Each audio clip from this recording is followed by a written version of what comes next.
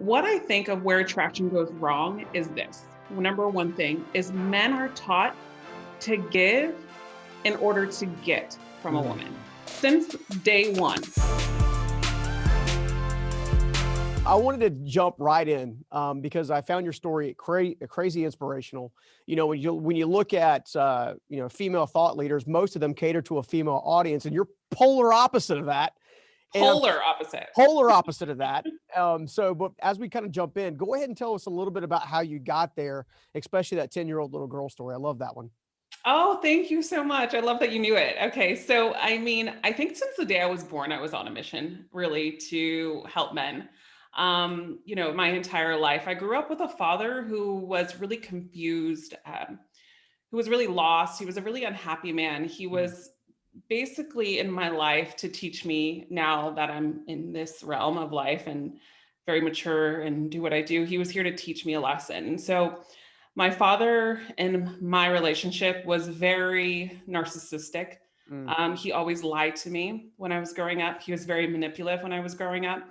I remember coming to school and he had a black eye. And I remember Mm. just asking him, like, Papa, why do you have this black eye? And in that moment, he was like, I just got mugged at the ATM. Mm. And I was 8 years old getting picked up from school, so proud that my father would pick me up. And I just remember just knowing in that moment that he was lying to me. Yeah. But here's the difference though, is even though I knew he was lying to me, something different happened to me. I felt sad for him. Mm. Like not in a way where it was like it's my father sad. I felt sad because I knew he was in pain Yeah. from his upbringing, from who he was as a person. So I always wanted that fatherly love growing up, and I always wanted something stable, but I could never get that stability as a little girl. So I found myself hurt. I found myself unhappy. I found myself Mm. confused. I found myself going through depression as I was growing up. I Yeah. found myself overly drinking to numb the pain. And I felt hopeless. So that little girl that was hopeless also became hopeless and in pain when I became a teenager. Yeah. So I got into relationships where I was always trying to fix men and Hmm. fix people. And Yeah. I was in bad relationships because I never got to fix my father. So it was like, it's my mission. I always felt like it was my mission to fix my father. But if I can never fix my father, then I'm going to fix the men that I date. Yeah. Man, that's deep. So obviously that was not successful. Yeah. And it got to a point where I felt like I had to negotiate with myself. I felt like I was making bad choices to seek acceptance from people. And I started to negotiate with myself with what would life be if I just really looked and turned the cards back at me. So I made choices not only to seek acceptance from my father, from other men, but I made bad choices as well. So I lost myself early in my childhood days trying to fix my father. So I had to regain that within myself. So Yeah. I basically went through this life trying to find healing, and I did. And I was able to heal myself in ways with coaches, with therapists, Yeah. and really turn a blind eye and say to myself, look in the mirror and let's work on some stuff, Yeah. right? Absolutely. Well, that moment that I told you about my father having that black eye, and I had that pain, and I was just like, I just felt sorry for him. That feeling, though, never left me. Yeah. And that's when I knew that was my engine. Yeah. Because then afterwards I started coaching, but I always noticed, even when I was dating and my guy friends, they were like, you're just so compassionate. You just understand men. I Yeah. don't know what it is about you. I just feel so comfortable. I just feel so this. So I started coaching women. It was great, but I knew it wasn't the thing that I wanted to Yeah. do. And then I remember that first client was my guy. And I was just like, this is what I'm supposed to do. Yeah. This is it. So now that I wasn't able to fix my father, but I was able to heal our relationship, I've made it my life's work to help men. Yeah. And I've made it my life's work to make fewer men unhealthy and fewer men live unhappily. Yeah. And more men to feel supported, more men to feel guided, more men to have the answers. And so I want nothing more than men to be fulfilled in their lives, and especially their love lives and their relationships. So this is my life purpose now. Well, I mean, Evan told me one time, Evan Carmichael told me one time, he said, you know what? The most important decision you can have is that mate, right? They're your ride or die partner. They're the ones that can go with you, through thick or thin, or abandon you when you need them most. Mhm. And, you know, when I began looking at a lot of the things that you were doing, I was greatly inspired, largely because most men, and I'm just going to be transparent and please, uh, for my lady audience, please don't get mad at me, right? This is coming from a male perspective right off the bat. Yes. Is we as men don't understand necessarily the needs historically of a female counterpart. Like we just don't understand. We think we're supposed to be fancy and drive the cars and have the stuff, and we chase and chase and chase, and the next thing you know, we're kind of like, wait a minute, I thought I gave her everything she wanted, you Mhm. know, and then that relationship kind of disappears. And Yeah. one of the things that I kind of like about you is you tell it like it is, like Yeah. both from the secret and the saucy, right? You know, Yeah. you kind of keep it real, which I love. It's almost like a, for lack of a better word, a female version of Hitch. Right? You know, don't dance out of that box, man, right? So, Yes, yes, yeah. yes. But hey, look, help me understand. Like you've worked with thousands of men, right? And trying to help them fix their relationships. Well, I say relationships, fix themselves in many respects, and then it equates into the relationships. What do you Mhm. think the number one thing men get wrong is as it relates to, you know, attracting the opposite sex or attracting a relationship that's worthy of investing in? Yeah, I think it hints on a lot of what you were just saying. I look at my work as like I'm helping men, and yes, I'm very to the cut and I'm very honest with what I'm saying, but also I look at this as I'm helping women too. Yeah. Because a woman that wants a high quality man and high value man will stick behind what I'm saying Mhm. because it's the truth. And also it gives them the truth of how women think.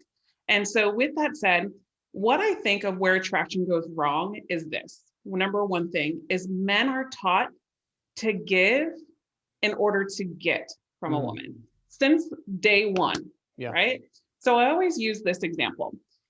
As a woman growing up, it was inbred into me for my mother to say, you need to choose a good man. You need to Mhm. have a good man. Make sure he has a job. Make sure he can put food on the table. Make sure he can keep you safe. Make sure that he can sustain a family. Make sure he would be a good father, right? Yeah.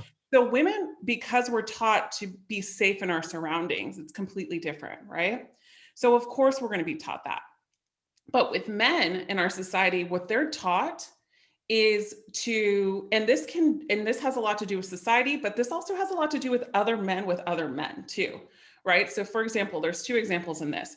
When a boy is born, we teach him to be strong. We Yeah. teach him to hopefully show empathy, right? But sometimes we don't. And then on top of that, we're not teaching men to have standards for the women that they date. Mhm. How many times, and think about this, maybe you guys that are listening, you, Stephen, or any of Yeah. your friends, how many times growing up, maybe you heard find a good woman, but what really was the definition of a good woman? Yeah. Yeah. Right? That's true. Very true.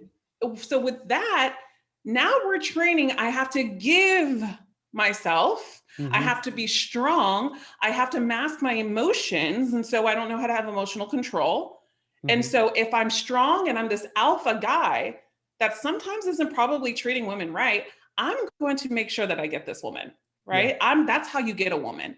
And I'm just going to just buy her things, I'm just going to do XYZ, and that's how I'm going to keep her, which is wrong because women need that emotional connection, emotional stability. But then on the other round, what I was talking about is the men with men is you get a pat on the back if your woman is this quote unquote 10, this Yeah. beautiful woman with a banging body, Yeah. right? Yeah. Yeah. And so we're training other men to think like this.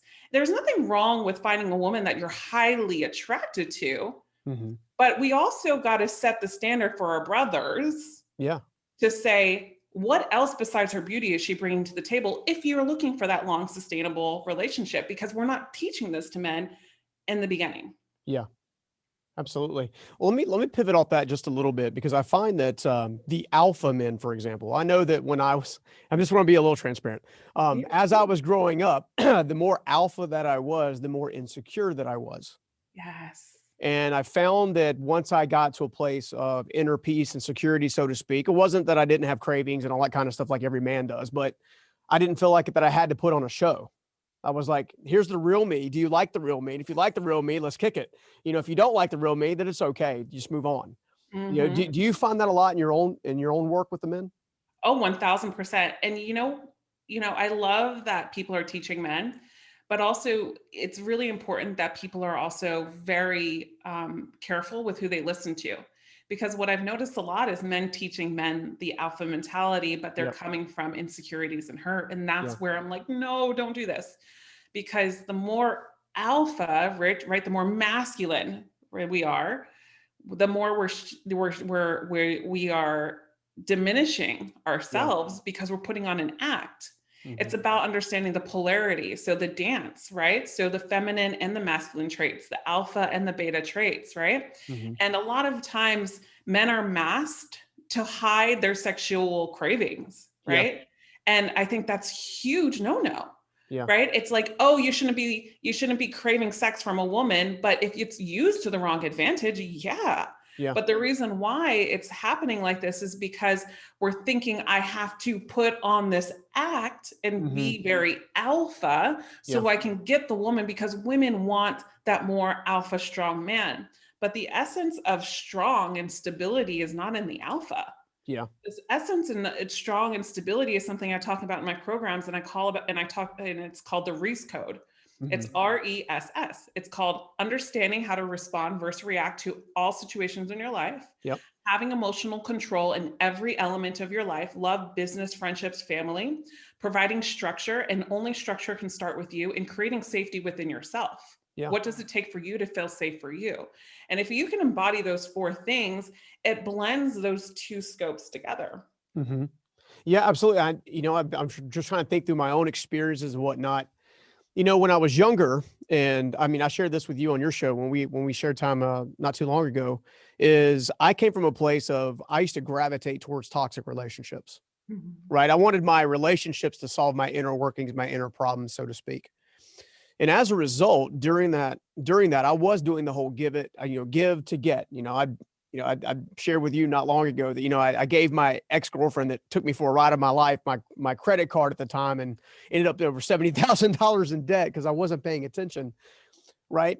When you look into that, a lot of that was myself chasing what I thought a man should be. When I later realized that intimacy is where powers formed, and intimacy for me, at least with my amazing wife Karen, most of our intimacy was created during some of our most difficult moments, where I'm literally in her lap crying because I don't know how to put my leadership team back together. Mhm. Right? Not when I'm picking up a bus, and bench pressing over my head, or buying some new thing. In fact, my wife could care less about nice things. I mean, Mhm. she enjoys them, because we're fortunate enough to do so. But she's told me we can live in a trailer again. I'm like, I don't want to live in a trailer again, please, right? But she's kind of that way. What do you think is preventing men from actually hitting that, what I call the intimacy release, like this moment where they kind of just confidence kind of takes over, insecurity kind of goes down, and then they're kind of open. What is preventing them from getting that done and then building lasting intimacy? Yeah, so number one is actually finding someone that will listen to them, Mm, right? I mean, think about it. And this is why I'm so passionate about what I do. The suicide rate is 7 times higher than it is in women. mm, And unfortunately, it's growing. yeah, If that doesn't say something, then yeah, I don't know what else will. So number one is finding someone that will listen to them and understand them. I get chills just thinking about that because it's so true. It hits me to the core every time. yeah. Number two, not only that, is unwiring trauma if they've come from trauma, Mhm. having a great relationship with their trauma. I'm a big believer that trauma is there for a reason. It's about creating a new relationship with it of our Yeah. past. Number two is also understanding who they are as a person. I think a lot of times when men come into this world and just an upbringing as men is like I say we because we train them just to mask emotions, right? Mhm. Because it's like, don't cry, be a man, don't cry. And so we block the vulnerability of a man. So, but what I'm not saying is I don't want men to just be vulnerable all the time and just be this walking vulnerable guy that Yeah. just can be taken advantage of and become passive. Yeah. But what I am saying is understand the emotions of what they're going through and being safe enough to know that they're comfortable with those emotions that they've experienced. Then when they tell or when they talk about it from a vulnerable state, they're comfortable. Yeah. Because there's a difference between being vulnerable and sharing because you're sharing at your expense, Mhm. or being vulnerable because you're sharing to be informative.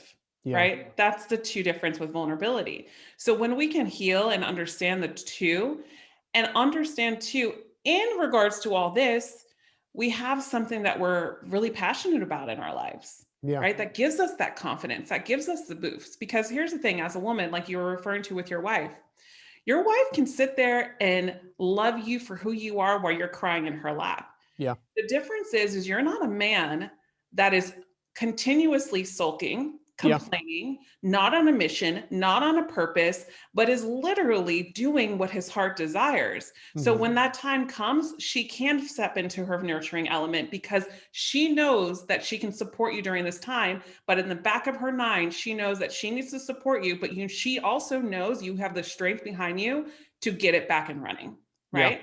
Yeah. That's the Absolutely. difference too, than you sitting on her lap crying and saying, I don't know what to do and not doing anything about it. Yeah. Right. Absolutely. So I think those are the ways that we can really get into that emotional connection, because then emotional intimacy grows with someone. Yeah. When you can connect with someone on that level, which is not hard, but we need to find it within ourselves first in order to connect on that level, your intimacy grows, your Hmm. emotional connection with a woman grows. And when a woman feels connected to her husband in that way, Yeah. because he hears her, he sees her, he feels her, right? Yeah. Then the intimacy grows not only in the bedroom, but also in the relationship and emotionally. And it's a bond that you just Yeah. can't break. Yeah. Absolutely. I mean, my wife is my ride or die buddy. We've been through it, both good, bad, and ugly. And she is my ride or die partner. And I'll tell you something else that when she was actually going through that phase, because I'm, as you can tell, I'm a fairly bold personality, right? I don't get lost in sulky land all that often. But in doing so, in that moment, I had a greater sense of her presence. And then I began to understand that her greatest need for me was my presence. Yes. And someone has a tendency to be a bit more of a workaholic than not is something that has to be like consistent and looked at over and over again. So let me pivot that slightly and talk about the woman and the father relationship, because I also see a lot of females who are chasing the alpha, thinking they need the alpha, like the straight up alpha 100%, like, you know, whatever, because they saw that out of their father, right, wrong, or indifferent, even including if their father was being consistently unfaithful or whatever. Do you also think there's a need to kind of even do some retraining in what women should expect out of a quote unquote quality man? Because everybody says they want a quality partner, but from my experience, not everybody's willing to do the work to be ready for a quality partner. 1000%. Yeah, I think it's, the same on the opposite side. I think that number one, a woman needs to understand her patterns, Yeah. right? Like, where are you going wrong with the men that you're dating? But here's the thing. I know for sure, in order to change, in order to really look at yourself in the mirror, it's Yeah. very difficult, because you will find everything outside of life to really just compliment, or just to, what's the word I'm looking for, to reconfirm your limiting Mhm. beliefs, Yeah. right? To say, oh no, the reason why there's no good men is because I live in a city with a bunch of married men. Yeah, that's a bunch of bull crap. It's Yeah. probably a little bit less than a higher rural city, but I mean, it's the same thing. But you will confirm, and you will go out and you will find married men if you continue to believe that. So it Yeah. takes a lot of work, and you have to really hit rock bottom, right? Mhm. My rock bottom was an abusive relationship. Yeah. I almost died by Jeez. getting strangled half to death, right? Mhm. So that was my rock bottom. Yeah. So someone, I always believe, in order for them to change because they need it, they have to hit a rock bottom. So once you hit that rock bottom, you Mhm. know that all you have is to get up from here, Yeah. right? And so what I would tell women that are experiencing this and know that you want an alpha man, understand the definition of a true alpha, first of all, right? A true alpha is not someone that treats you bad. A Mhm. true alpha is not someone that ignores you. A true alpha is someone that actually set his standards, is very assertive in his communication in a good, compassionate, loyal way. Mhm. And also, is a man that doesn't just fall for the woman immediately. Yeah. So when you feel like you have to work for a man, but he's really showing up and doing things, then maybe that's a good sign. Yeah. And maybe if he's consistent, this is another good sign as well. Hmm. So what I would say to women is look at your patterns, right? Hmm. Starting with your father, relationships, your first relationship, your mother, whatever it is. Hmm. Look at your patterns and write all those down. And I always tell people, write by asking yourself a question. Yeah. What did I seek from this relationship? And then what did I get from this relationship? Mm. And compare those two. Yeah. And then you'll know by answering what you got from this relationship, the reason why you even were in it in the first place, Yeah. Yeah. because this is a need that you can fill within yourself. And then what did I seek from this relationship is everything you didn't get in Yeah. this relationship, right? Yeah. So now you set that aside, and that's what you have to start looking for in the men. Start asking better questions, start, understanding that you have to change and give people opportunities, especially if you don't feel supported in your past relationships, Hmm. Yeah. right? And then also too, I'm a big believer is you have to live by what you're preaching. Yeah.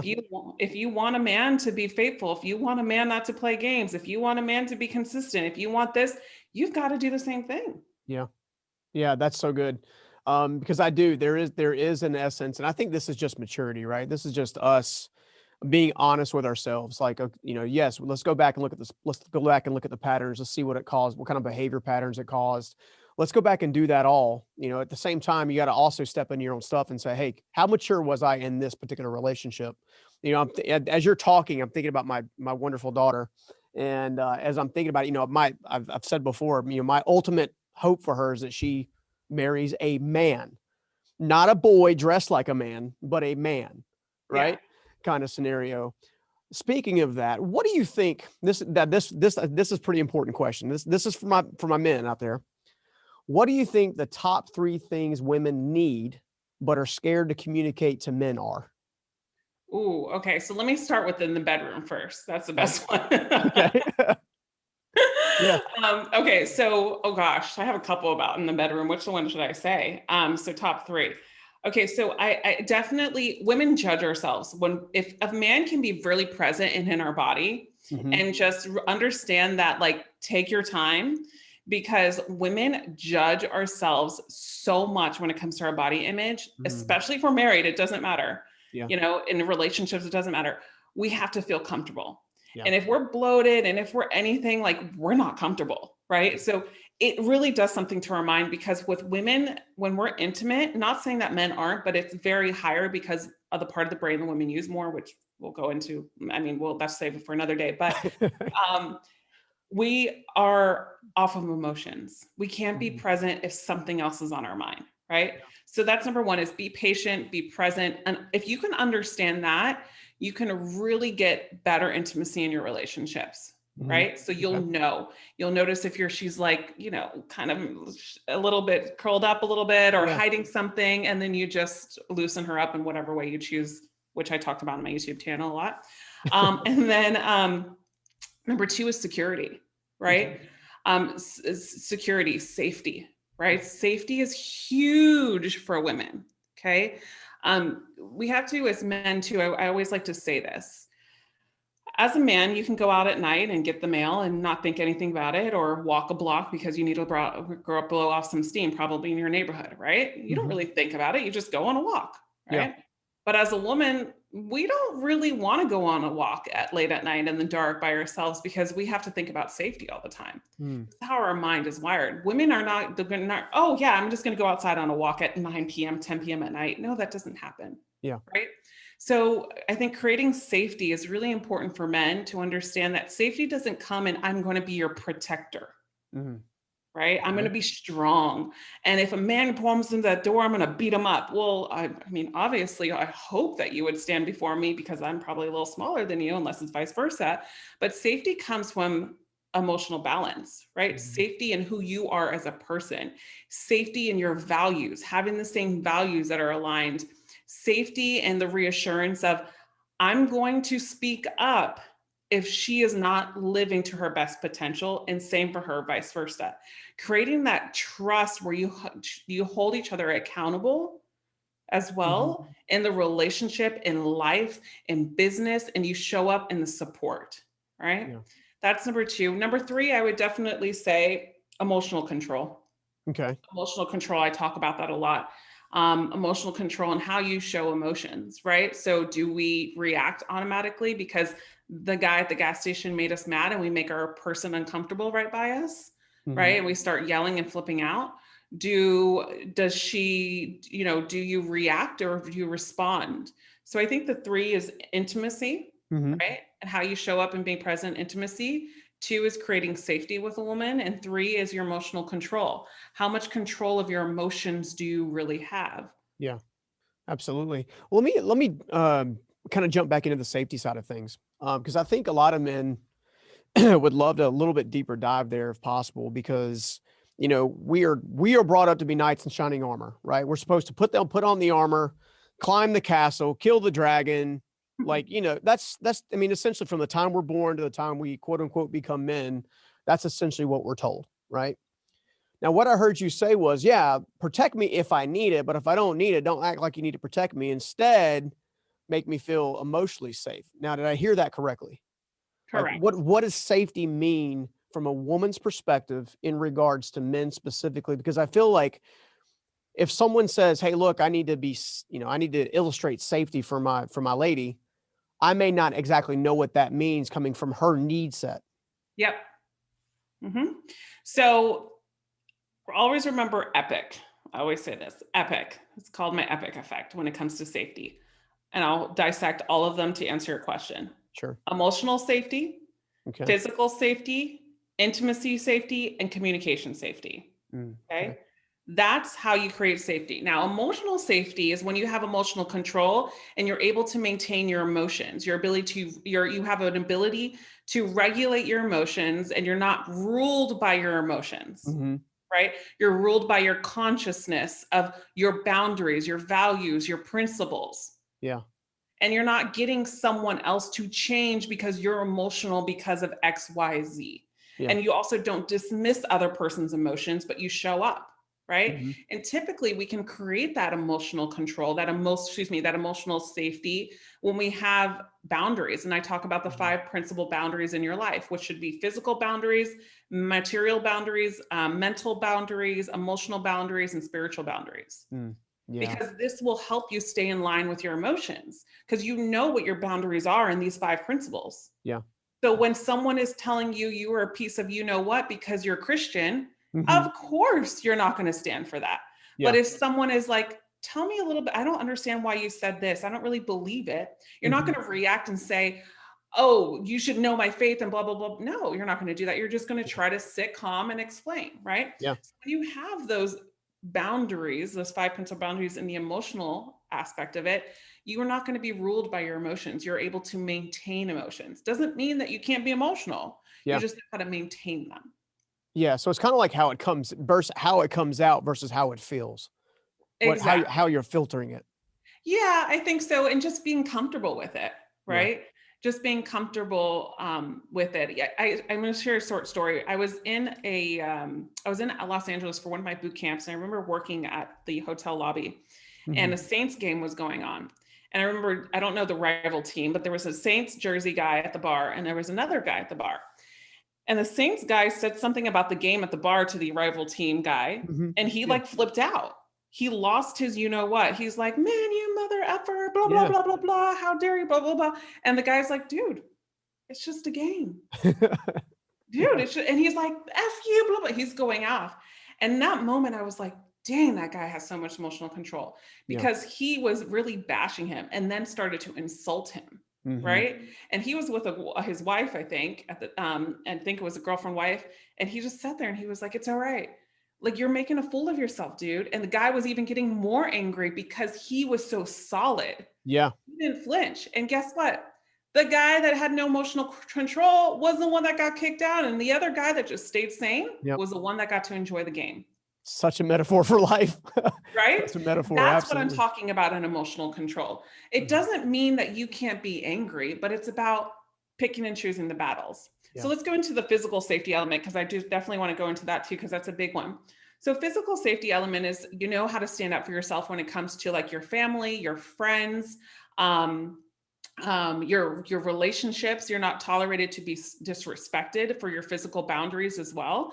Mhm. And you don't look at yourself as like, I need to validate my existence through um, being tough, Yeah. right? And just like understanding that toughness comes in standing up for you and what you want, your Mhm. family's relationships and loves and friends. Yeah. Right. So that's physical safety, I think. I think also a little bit of an element of physical safety is kind of like little things like giving the woman your jacket, just common courtesy, right? Yeah. Opening the door for her, not letting her carry something heavy, not letting her walk on the side of the road where traffic is. I think those things are really Yeah. beautiful. And those are small things, but I think those things are go into that. Yeah, I think, you know, it's funny, my wife from time to time will tell me not to open the door because I just do it all the time. She's like, "Stop it already, knock it off." I'm like, "Babe, this is who I am."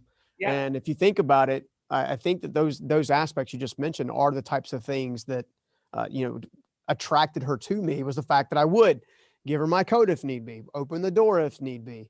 You know, if I'm running an errand, "Hey, do you need anything?" You know, all that kind of stuff. Mhm. Let's pivot to the pivot to the for the ladies' benefit now. Okay. So, working with all the amazing men that you've worked through, all the ones that have achieved massive breakthrough in relationships and things of that nature, what do you think the top 3 things that women need to know that men seldom communicate is? Ooh, men are struggling just as much as women. Mm, They're picking the right partners, and men do want love. yeah, Like, I don't know what is out there because I used to be one of these women that just believed there was no good men out there. No men wanted a relationship. Every guy was a player. All they wanted to do was sleep with women. Not taking that away because there's some men that are like that, and hopefully they're very vocal about it when they do and be honest. yeah, But men want relationships. yeah, They want love too. Number two, in regards to that, I think men don't know how to show feelings. Men yeah. don't really know how to show when they really like a girl, It is so right? true. So my tip for women is if you feel women are very intuitive. We know when a guy's into us, right? By the way he Mhm. shows up, the way he's Yeah. taking us on dates all the time, the way he's making us not carry anything heavy that like to How mention low that. his hand is on your back. Yeah. Yep, exactly. Makes me feel more like a woman, you know? Yeah. So with that said, like ease into it and tell him that you enjoy spending time with him. Yeah.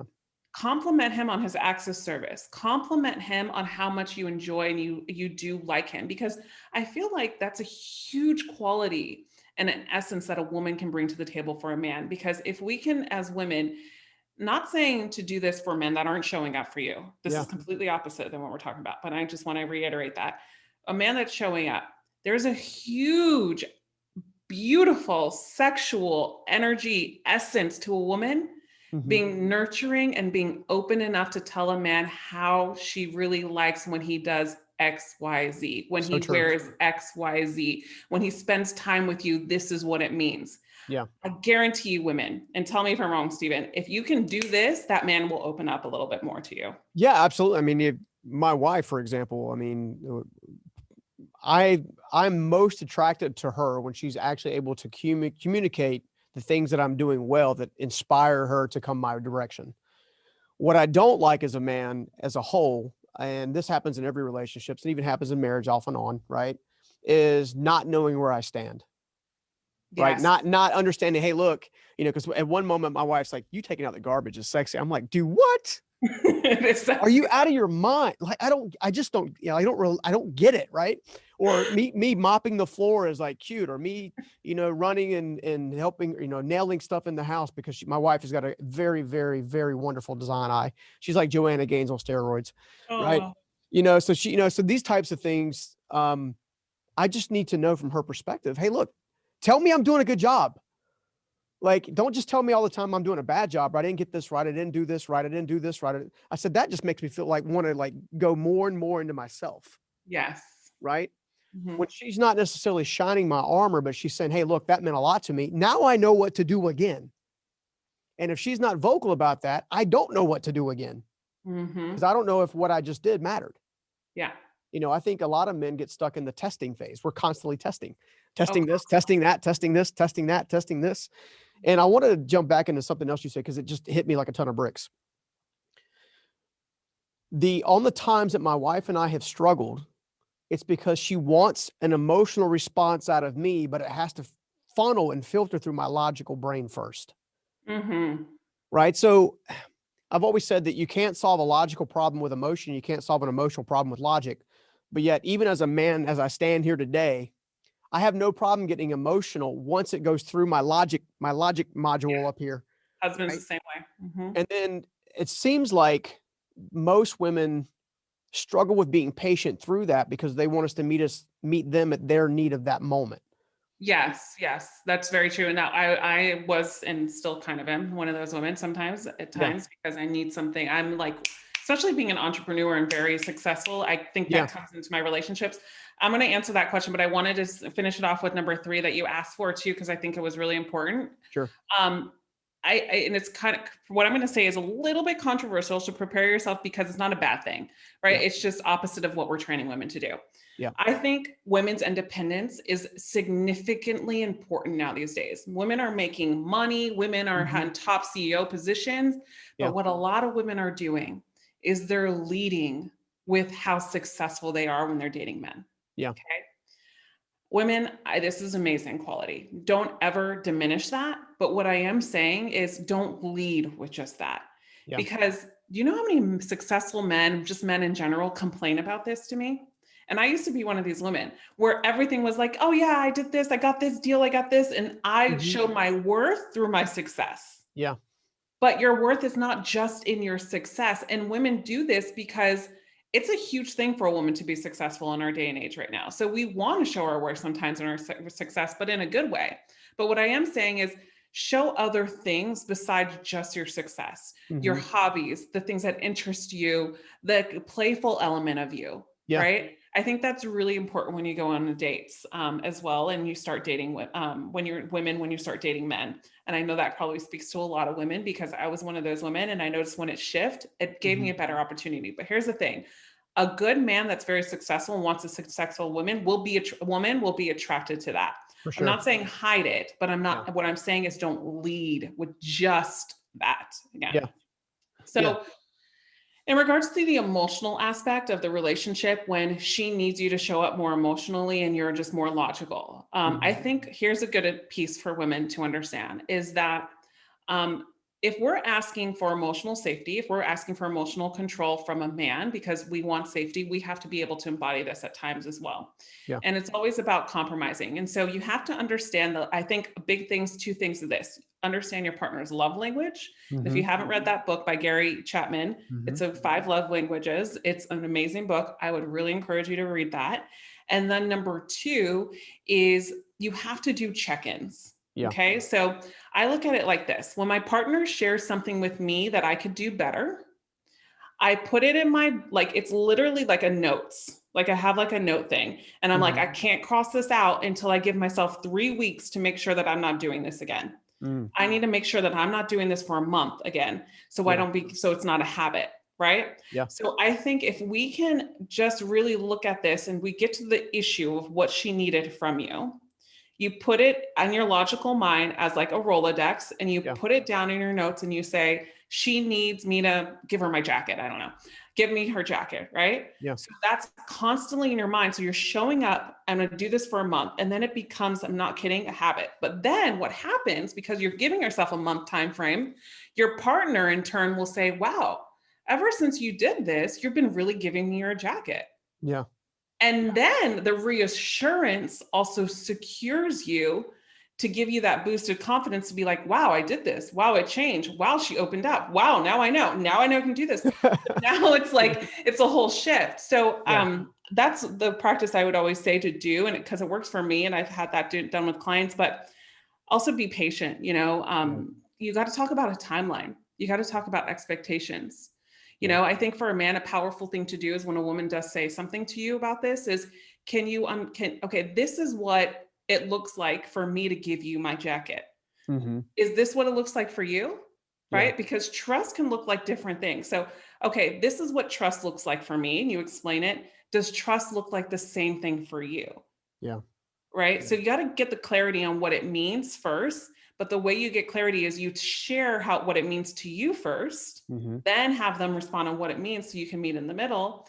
And then I'd say, all right, do you think that you can wait for about a week or 2 weeks to shift a change? Because I need to kind of Yeah. let it sink in and plan.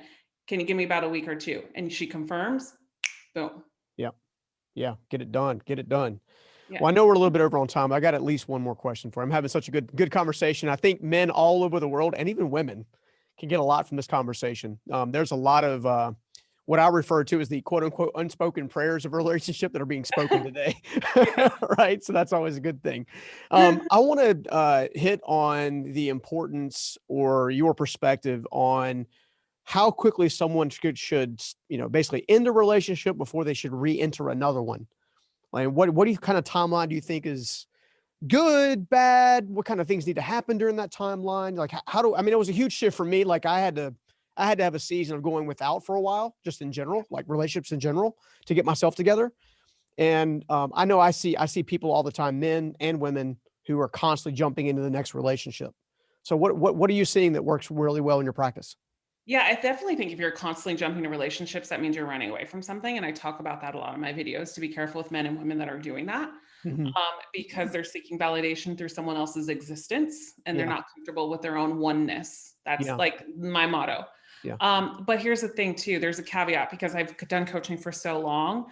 Um, I have to be careful with that answer because it depends on who's listening and what stage in life they're in, right? So, Mhm. for example, I'm going to give you two examples. Let's say um, you're a widow now, or Mhm. let's say that you've gone through divorce.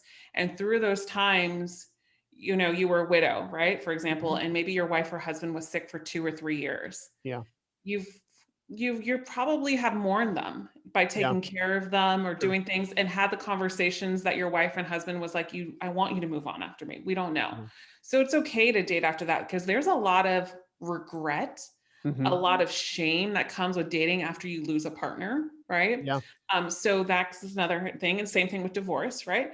So then, in general, I definitely think if you are someone, which is majority, I'd say 80%, Mhm. if you're someone that is struggling in relationships, getting into the wrong relationships, and you know that every relationship is literally like an anchor, it's not an engine for you, Yeah. and you've left the relationship feeling so lost, feeling so hurt, so much in pain. Maybe you've had obsessive thoughts in your relationship. Maybe you became codependent. Maybe you Mhm. have attachment. Maybe you have love addiction, whatever it is. You know when something doesn't feel good. Yeah. I always say this. I took 6 months off of dating. Yeah. I always tell people you need to take at least a good 3 months off to get to know who you are and Mhm. not jump into another relationship. I think a 3 month mark, only if you're contributing to you and hiring a coach, hiring stuff.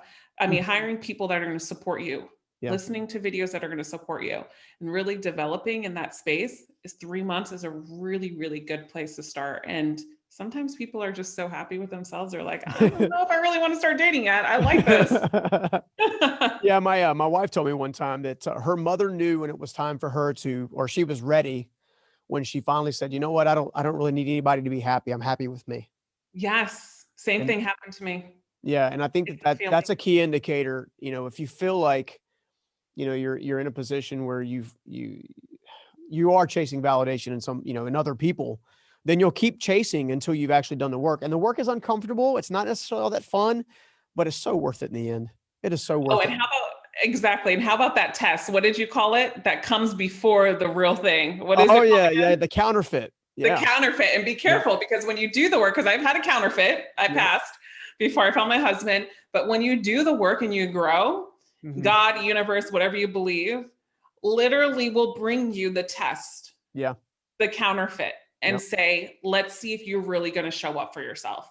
Yeah. And it's a hard Yeah. task to sometimes pass, Yeah. but you will. And you just stay aligned for what you've learned. And then if you pass that counterfeit, the real thing comes. Absolutely. I mean, I think if you spend enough time in what I refer to as the fasting phase, where you are staying away from dating to work on you, the things that really would encourage you in a spouse or a partner or whatever begin to show itself. We talked on the show that we did together about making that list. So we don't have enough time to jump into the list making process today, unfortunately. I could talk all day to you about this, about relationships specifically, and I know how important they are to each and every one of us. You actually have a mastering confidence mini course that I think every single man could actually enjoy and actually get a lot from.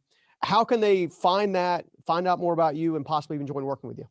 Yeah, just go to my website, apolloniaponti.com. No matter how you Google it and spell it, it'll still come up. So don't worry. It's apolloniaponti.com, and Google my name, my YouTube channel, my programs will show up as well. Just go to my website, hit products or coaching, and you'll see everything in there in regards to, confidence, attraction, friend zone, saving your relationship, online dating. Everything. We're actually doing a program for, it's called the Man's Guide After Divorce as well. So Oh, so really good. want to hit on everything. Yeah, that's so good. So good. Guys, you heard it. Go check out Apollonia. You got to do it. There is a ton of content there, all focused on helping you find the life or the woman that you maybe means the most to you and actually getting yourself together. And ladies, I hope you also enjoyed some of the content as well. Hopefully Apollonia was able to talk to everybody and Yeah. basically say, yeah, that's totally the thing I wanted to tell them, but I didn't really do it. Right. So Apollonia, it's always a joy hanging out with you. I can't thank you enough for taking some time out to spend some time with me today. Oh, thank you so much. I had a great time. I love talking to you. So thank you for having me. All right. We'll see you again. Take care. Yeah. I hope you enjoyed that interview with Apollonia. And if you did, I know you're going to love this one. So make sure you check it out. Me admitting that I wasn't in pain or being vulnerable didn't make me weaker. It actually led me to my strength.